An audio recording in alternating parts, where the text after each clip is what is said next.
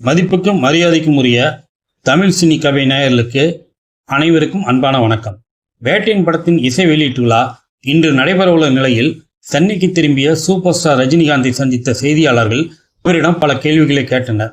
எல்லா கேள்விகளுக்கும் பதில் அளித்துக் கொண்டிருந்த ரஜினிகாந்த் ஒரு கேள்விக்கு சட்டென கோவப்பட்டு சந்திரமுகியாக மாறிய வேட்டையன் அதுக்கு என்ன பதில் சொன்னார் என்பதை இந்த வீடியோவில் பார்க்கலாம்.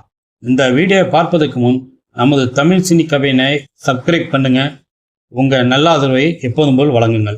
தலைவர் எம்ஜிஆருக்கு பிறகு ஏகப்பட்ட தமிழ்நாட்டு ரசிகர்களின் அன்பை பெற்றுள்ள ரஜினிகாந்த் அரசியலுக்கு வரப்போவதாக அறிவித்திருந்தார். பல ஆண்டுகளாக ரஜினிகாந்த் அரசியல் கட்சியை ஆரம்பிப்பார் என அவர் ரசிகர்கள் மற்றும் தொண்டர்கள் காத்திருந்தனர். கடைசியாக உடல்நலவு குறை காரணமாக அரசியலுக்கு இனிமேல் வரவே மாட்டேன் என உறுதியாக சொல்லிவிட்டார் ரஜினிகாந்த்.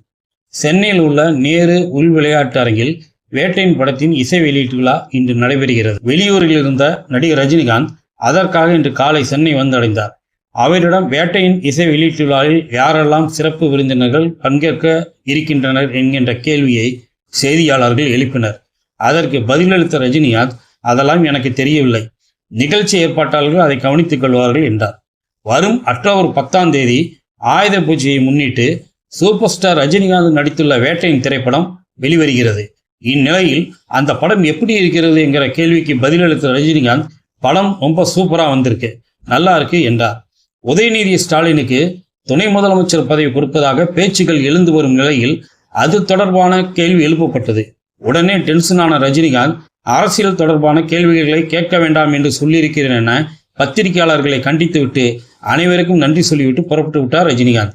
வேட்டையின் படத்தின் இசை வெளியீட்டு விழாவில் பங்கேற்க அமிதாப் பச்சன், மஞ்சு வாரியார், பகத் பாசில் மற்றும் ராணா உள்ளிட்ட பிரபலங்கள் மற்ற மாநிலங்களிலிருந்து வரவுள்ள நிலையில் இன்று சென்னை விமான நிலையமே களை கட்டுகிறது.